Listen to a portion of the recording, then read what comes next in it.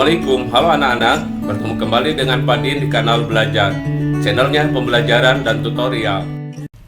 Pada video ini, Pak Din akan mengajak kalian belajar tentang cara menentukan ide pokok, kalimat utama, dan kesimpulan teks bacaan. Kalimat utama itu sudah diajarkan di kelas 4, ide pokok di kelas 5 dan di kelas 6, sementara kesimpulan teks bacaan ada di kelas 6 sekolah dasar. Tetapi materi ide pokok, kalimat utama, dan kesimpulan teks bacaan ini akan lanjut nanti setelah kalian di SMP dan di SMA pada pelajaran bahasa Indonesia. Supaya kalian memahami materi pelajaran ini, simak video ini sampai selesai. Nah, kita mulai dari cara menentukan ide pokok dalam sebuah paragraf. Pengertian ide pokok. Ide pokok adalah gagasan utama atau topik yang dibahas dalam suatu paragraf. Ide pokok sering disebut juga dengan pokok pikiran, gagasan pokok, atau gagasan utama pada sebuah paragraf atau sebuah bacaan. Setiap paragraf dalam suatu teks bacaan terdapat ide pokok. Ide pokok biasanya dijumpai dalam kalimat utama sebuah paragraf. Paragraf merupakan sekumpulan kalimat atau dalam satu paragraf terdapat beberapa kalimat. Dalam satu paragraf terdiri dari kalimat utama dan beberapa kalimat pendukung atau kalimat penjelas. Nah, bagaimana langkah-langkah untuk menentukan ide pokok dari teks bacaan? Pertama, harus baca isi paragraf dengan seksama. Yang kedua, temukan kalimat utama dan kalimat penjelas atau kalimat pendukung dalam paragraf tersebut. Ketiga, temukan informasi yang terdapat dalam kalimat utama. Nah, sebelum kita lanjut untuk menentukan ide pokok, kalian harus memahami dulu bagaimana menentukan kalimat utama dalam sebuah paragraf. Pengertian dari kalimat utama. Kalimat utama adalah kalimat yang berisi pokok pikiran utama atau ide pokok utama dan menjadi dasar untuk mengembangkan sebuah paragraf. Kalimat utama biasanya terdapat di awal paragraf, tetapi tidak selalu di awal paragraf, bisa terdapat di tengah dan di akhir paragraf. Kalimat utama yang berada di awal paragraf disebut paragraf deduktif. Sementara kalimat utama yang ada di akhir paragraf disebut paragraf induktif. Dan kalimat utama yang ada di awal dan akhir paragraf bersamaan disebut paragraf campuran. Nah, bagaimana cara menentukan kalimat utama? Jika kalimat utama tersebut berada di awal paragraf, biasanya kalimat utama berada di awal paragraf itu ada di kalimat ke-1 atau kalimat pertama. Nah, perhatikan kalimat keduanya pada paragraf tersebut. Jika ada kata atau beberapa kata pada kalimat pertama diulang kembali di kalimat yang kedua, jika ada kata itu, ini tersebut pada kalimat keduanya, terdapat kata ganti orang, mereka, ianya, dan sebagainya pada kalimat kedua, itu adalah ciri-ciri kalimat utamanya ada di awal paragraf. Nah, bagaimana cara menentukan kalimat utamanya itu ada di akhir paragraf? Jika pada kalimat paling akhir pada paragraf tersebut adanya kesimpulan yang ditandai dengan adanya kata-kata dengan demikian, oleh karena itu, oleh sebab itu, selain itu, sementara itu, jadi bahkan, ini merupakan ciri-ciri bahwa kalimat utamanya berada di akhir paragraf. Selanjutnya, jika kalimat utamanya merupakan paragraf campuran atau terdapat di awal dan di akhir paragraf, ciri-cirinya adalah seperti ciri-ciri yang ada di awal paragraf tadi dan berada di akhir paragraf. Jadi jika di ciri-ciri awal paragraf ada, ciri-ciri kalimat utama di akhir paragraf ada, itu merupakan paragraf tersebut adalah paragraf campuran. Selanjutnya perhatikan contoh. Perhatikan teks bacaan berikut.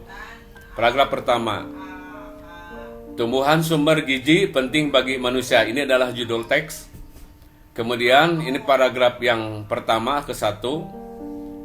Manusia memerlukan makanan bergizi untuk melakukan aktivitas sehari-hari. Kalimat pertamanya. Makanan yang dikonsumsi harus mengandung gizi. Kalimat keduanya.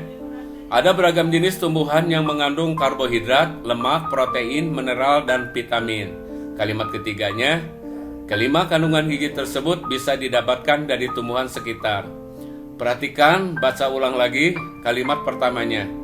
Manusia memerlukan makanan bergizi untuk melakukan aktivitas sehari-hari. Nah, selanjutnya kalian perhatikan di kalimat keduanya. Adakah pengulangan kata yang dari kalimat pertama diulang lagi di kalimat kedua? Ada. Pertama adalah makanan yang diulang, kemudian yang kedua adalah gizi. Nah, ini berarti kalimat utamanya terdapat di awal paragraf atau di kalimat pertama. Jadi kalimat utamanya adalah manusia memerlukan makanan bergizi untuk melakukan aktivitas sehari-hari. Sementara untuk menentukan ide pokok, sudah diketahui bahwa ide pokok itu terdapat dalam kalimat utama. Boleh seluruhnya kalimat utama itu sebagai ide pokok. Jika dibuang satu atau dua kata, maknanya akan hilang. Tetapi kalau dibuang satu kata atau dua kata, maknanya tetap, maka kalimat ide pokoknya didasarkan pada bahasa kita sendiri yang sesuai dengan kalimat utama dan tidak menghilangkan makna yang ada di kalimat utama tersebut. Contoh dalam kalimat utama, ide pokoknya adalah manusia memerlukan makanan bergizi untuk beraktivitas. Nah, sehari-harinya ditiadakan, kemudian melakukannya ditiadakan, karena aktivitas dan melakukan itu hampir satu makna. Jika melakukannya dihilangkan, maka tidak akan mempengaruhi makna aktivitas.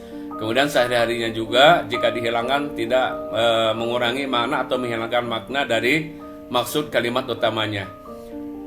Sekali lagi, kalimat utama pada paragraf ini berada di kalimat pertama, yaitu manusia memerlukan makanan bergizi untuk melakukan aktivitas sehari-hari.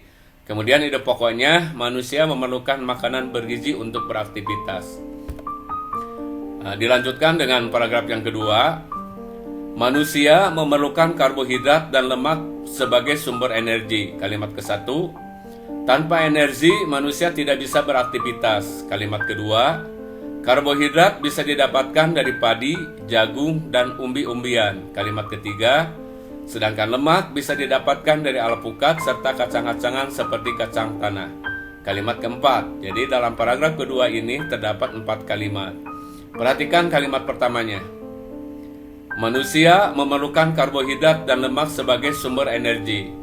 Selanjutnya, kalian perhatikan kalimat keduanya. Adakah kata-kata yang diulang? Ya, ada. Pertama, energi. Yang kedua adalah manusia. Ini merupakan ciri-ciri bahwa dalam paragraf kedua ini kalimat utamanya berada di awal paragraf atau di kalimat ke-1, yaitu manusia memerlukan karbohidrat dan lemak sebagai sumber energi. Bagaimana dengan ide pokoknya? Nah, ide pokoknya ini mirip dengan kalimat utama. Karena kalau dibuang salah satu, itu mungkin maknanya akan berubah atau mengurangi makna. Selanjutnya, perhatikan pada paragraf ketiganya bacaan yang menjadi contoh ini. Manusia juga memerlukan protein untuk menunjang. Ini maksudnya bukan menjuang, maaf, salah tulis. Manusia juga memerlukan protein untuk menunjang pertumbuhan. Kalimat ke-1, selain itu protein juga dapat membantu mengganti sel-sel yang rusak. Kalimat kedua, protein bisa didapatkan dari jenis kacang-kacangan seperti kacang merah, kacang hijau, dan olahannya yang disebut dengan protein nabati. Kalimat ketiganya, selain itu protein juga bisa didapatkan dari daging hewan dan telur yang disebut juga dengan protein hewani. Ini kalimat keempat. Sama pada paragraf ketiga ini terdapat 4 kalimat. Nah, perhatikan kalimat pertamanya. Manusia juga memerlukan protein untuk menunjang. Ya, salah tulis tadi sudah disebutkan. Seharusnya menunjang bukan menjuang. Manusia juga memerlukan protein untuk menunjang pertumbuhan. Nah, di kalimat keduanya perhatikan ada kata selain itu. Jadi perhatikan, ini juga bukan kata pengulangan, tapi tandanya ada selain itu. Selain itu, protein juga dapat membantu mengganti sel-sel yang rusak. Nah, ini merupakan ciri-ciri paragraf yang ketiga ini adalah paragraf campuran. Karena kalimat utamanya berada di awal paragraf, yaitu kalimat ke-1, dan di tengah paragraf, yaitu pada kalimat kedua. Yaitu kalimat ke-1-nya, manusia juga memerlukan protein untuk menunjang pertumbuhan. Dan yang keduanya adalah selain itu protein juga dapat membantu mengganti sel-sel yang rusak. Bagaimana dengan hidup pokoknya? Hidup pokoknya, manusia memerlukan protein untuk menunjang pertumbuhan dan mengganti sel-sel yang rusak. Jadi, kedua kalimat disatukan menjadi sebuah kalimat yang mempunyai makna, tidak merubah kedua kalimat yang ada di kalimat utama tersebut. Nah, ide pokok dari paragraf ketiga ini, manusia memerlukan protein untuk menunjang pertumbuhan dan mengganti sel-sel yang rusak.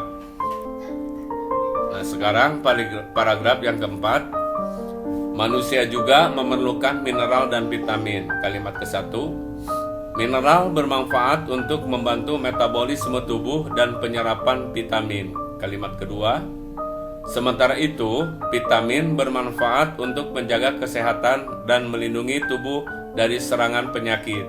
Kalimat ketiga, mineral dan vitamin bisa didapatkan dari sayuran dan buah-buahan. Kalimat keempat, misalnya bayam, kangkung, wortel, tomat, apel, jeruk, dan mangga. Kalimat kelima. Jadi dalam paragraf keempat ini terdapat 5 kalimat. Perhatikan kalimat pertamanya. Manusia juga memerlukan mineral dan vitamin. Selanjutnya perhatikan kalimat keduanya. Di situ ada pengulangan kata mineral. Mineral bermanfaat untuk membantu metabolisme tubuh dan penyerapan vitamin. Kemudian di dalam kalimat kedua juga ada pengulangan kata vitamin, dan di dalam kalimat ketiga juga ada pengulangan kata vitamin. Nah, di sini juga ada kata sementara itu. Jadi disinilah diperlukan kejelian mana yang merupakan kalimat utama dan bagaimana cara menentukan ide pokoknya. Nah, kalimat utamanya ada di kalimat pertama, yaitu manusia juga memerlukan mineral dan vitamin. Tapi untuk menentukan ide pokok, perhatikan ada kata-kata pengulangan kalimat pertama pada kalimat kedua dan ketiga, yaitu mineral dan vitamin. Kemudian pada kalimat ketiga ada kata sementara itu. Nah, untuk menentukan ide pokok, yaitu menggabungkan antara kalimat utama dengan beberapa informasi penting yang ada di kalimat kedua dan kalimat ketiga. Jadi ditambahkan beberapa informasi penting yang mendukung kalimat utama, tapi tidak merubah maknanya dari kalimat utama tersebut. Manusia memerlukan mineral dan vitamin, itu ada di kalimat utama, untuk menjaga kesehatan tubuh. Itu adalah merupakan kesimpulan dari kalimat kedua dan kalimat ketiganya. Nah, sekarang kita belajar membuat kesimpulan dari sebuah teks bacaan. Pengertian dari kesimpulan adalah ikhtisar akhir atau ringkasan dari sebuah teks. Langkah-langkah untuk membuat kesimpulan suatu teks bacaan: pertama, membaca teks secara keseluruhan. Yang kedua, mengambil ide pokok atau pokok pikiran dari setiap paragraf. Yang ketiga, perhatikan judul bacaan dan garis besar masalah yang ada dalam keseluruhan teks tersebut.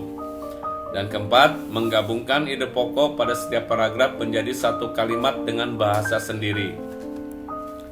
Dari teks bacaan tadi, kita mengambil pokok pikiran dari setiap paragraf. Yang pertama, untuk paragraf ke-1, manusia memerlukan makanan bergizi untuk beraktivitas. Dari paragraf kedua, manusia memerlukan karbohidrat dan lemak sebagai sumber energi. Pokok pikiran dari paragraf ketiga, manusia memerlukan protein untuk menunjang pertumbuhan dan mengganti sel-sel yang rusak. Pokok pikiran dari paragraf keempat, manusia memerlukan mineral dan vitamin untuk menjaga kesehatan tubuh.